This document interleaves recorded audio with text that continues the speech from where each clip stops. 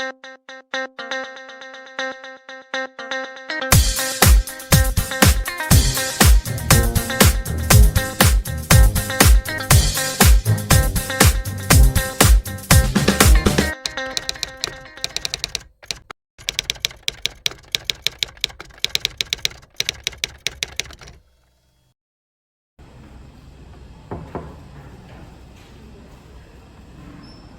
how Hi are you guys.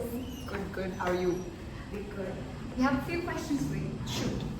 So, could you describe a particularly impactful or memorable case you had in your career? I feel like I've learned a little bit from all my cases, but of late I've found the most sort of satisfaction and sort of happiness working with cases with childhood cancer. So I've had a lot of cases of childhood tumors survive and grow up right in front of me, which I found really, really nice. We've had some hepatoblastomas and some Wilms kids who keep coming back to us, and that makes me very, very happy. That's so sweet. How do you address the psychological well-being of pediatric patients before and after surgery?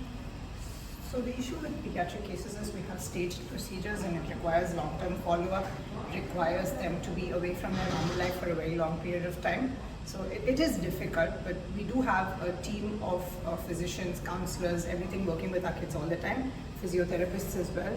So it's a long process and it's not an easy answer. But it takes time and we persevere through the difficulties of these staged procedures, and that's what kind of makes it a success. By the way, I really like your cap. Thank you, it was a gift. What are some rewards and challenges specific to working with pediatric patients?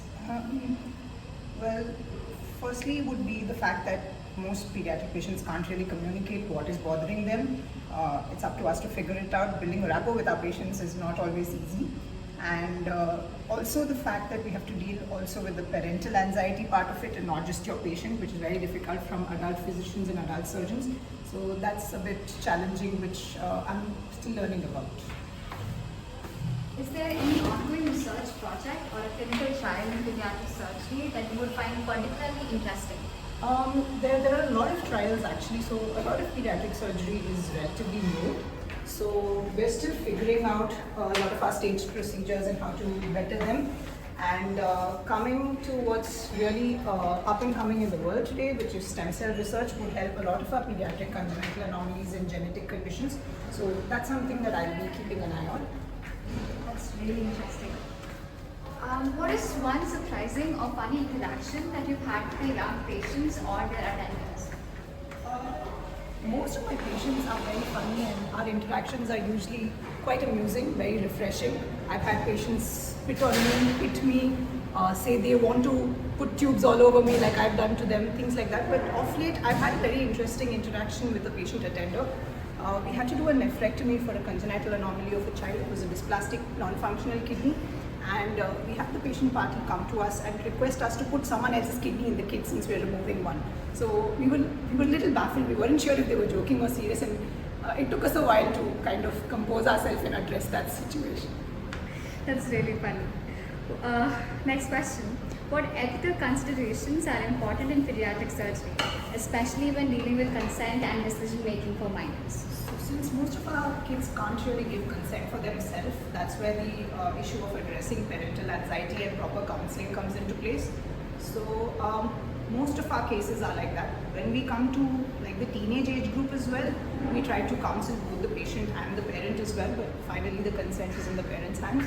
But consenting is one thing that's really difficult for us, and there are a lot of procedures that we do now which are in the legal limelight because we have gender reassignment surgeries and things like that, which pediatric surgeons deal with. So a lot of things that we're still figuring out. Like I said, it's new to us as well. So it's complicated. In your experience, what are the key considerations for transitioning pediatric patients to adult care, especially for chronic patients? Okay, so in our neonatal congenital anomaly surgeries, which are staged procedures which can go into early childhood as well, a lot of them require follow-up, like our ARM cases and renal anomaly cases and things like that.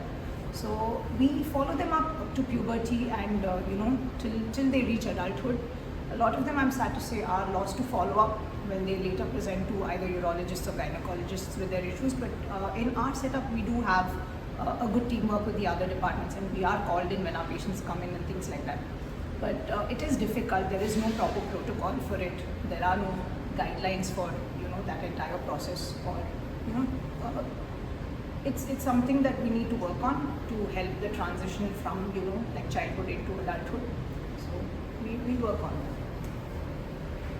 How do you address the financial and logistical challenges that families may face while dealing with pediatric surgical procedures, especially in chronic patients? Okay. Financial is a big issue, especially in our setup. And also, since most of our kids have staged procedures, they come in for multiple surgeries, require long duration follow-up. Cost has always been something that we struggle with. But we do have plenty of government schemes. We do have insurance schemes that help with childhood problems. Unfortunately, private insurances don't cover a lot of congenital anomalies. Again, a battle that we have to face, but we have a lot of organizations that come in to help us. We have your student organizations that help us a lot with raising funds for kids that really needed it. So again, it's been a struggle with that aspect as well, especially since there isn't much awareness in our society about these anomalies. So that is also something that we are, and I personally want to tackle, like spreading awareness, getting the help that these people need. So we do have a lot of fundraising going on for child cancer and things like that, but these other congenital anomalies as well, because a lot of them have bad outcomes and they need longer follow-ups. So a lot of money that needs to be put in there isn't coming in. Right. In your experience, how has the COVID-19 pandemic influenced pediatric surgical practices and patient care? During the two and a half years of the proper COVID lockdowns, and when our hospital inflow was a little lesser, we did lose a lot of children to follow up. We had a lot of congenital anomaly kids who couldn't come into the hospital for various reasons. So it was tough, and now we're kind of dealing with a backlog. There is like an increased patient load because all those children who didn't receive care then are coming in now. Some of them are coming in a bit late. The disease has already progressed a bit. So it's been tough. And like you yourself said, a lot of our patients are chronic at stage procedures and need multiple visits. So that 2 years has really affected us, and we're still trying to come out of that slump. So let's see how it goes. What advice would you give someone who aspires to be a pediatric surgeon? It's going to be tough. It's a long process, but it's really rewarding. So persevere through the hardship, and you will be very happy at the end. Which was your favorite year and subject while studying MBBS? While doing MBBS, our years were divided differently than what it is now. So third year for us used to be very relaxed, just 3 subjects. And that was the time when we were allowed to do a lot of our non-academic activities as well. So I did a lot of traveling during that time with the excuse of fests and tournaments. So third year would be my favorite one. Do you have an amusing story from your student days that you look back and laugh about even now? Oh, there's so many. We did a spontaneous Goa trip without tickets where we sat next to the toilet near the door. No tickets, traveled all the way to Goa a week before our sessions or something like that. So we've done some crazy stuff. Not something I would recommend right now. Looking back, what is one thing you wish you could have done differently during your medical college days? I wish I paid more attention to research and the way it's done. Because that's something that I'm still learning now, and it is something that's needed for every clinician and every practitioner. So research is something I feel like I put a little bit further down my priority list, and I'm kind of regretting that right now. So that's one thing that I would say you guys should focus on. We'll keep that in mind. What is one thing you change about medical college culture? A lot of the traditions of we had it very hard, so you should too, and this makes you stronger and things like that. That's something that's, I think, existed across all professions, which is coming into light now, this toxic work culture. I really think even in our profession that really needs to change, especially because we deal with such stressful situations. So things like that, this senior junior fear, and we will put you through what we went through. I think that can change a bit. I really love this answer. Is there anyone from your student days that you look up to and take advice from even now? The first person who I was really impressed with was my surgery HOD when I joined as an undergrad. She was the only woman at that point of time in that entire department, but the men would just part like the Red Sea when she walked in. She just commanded respect. I really found that very, very impressive. So Tangam ma'am she's really someone who I really admire till today. I'm a little bit always starstruck with her, so I don't really go to her for advice and things like that. It's just like admire from afar. But there have been many other surgeons and like colleagues who along the way I do turn to for advice. There's an pediatric anesthetist who I'm very, very close to, who I like even turn to for like personal situations. He's like my spiritual guru. And there are other women surgeons who we have like a WhatsApp group, like a support group. So I would say it's not like a role model, but it's a support group. That's what it is. So I do turn to them a lot for advice during difficult times, and just to sort of like cheer me on along the way and stuff. That's really nice. Many students are conflicted on how to pick their residency. Can you tell us how you knew? I always liked being with kids, playing with kids and things like that. So I honestly thought I would become a pediatrician.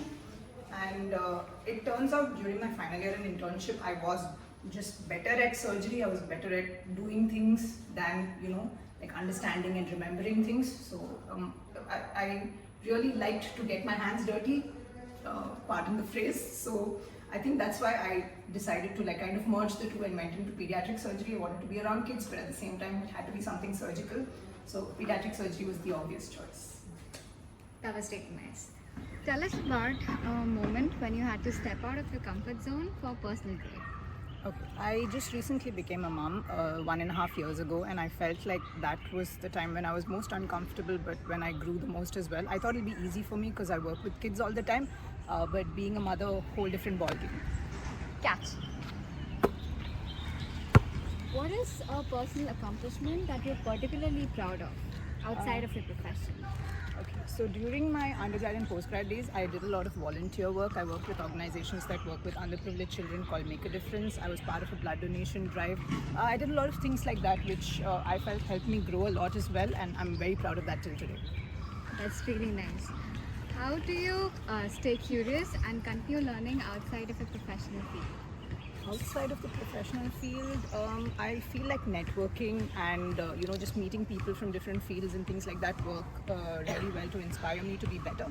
I recently found out that there's a senior professor in Delhi who's doing a PhD program post-retirement in stem cell research, and I feel like things like that are really cool to inspire me also to do better. Can you try shooting? I hope I'm able.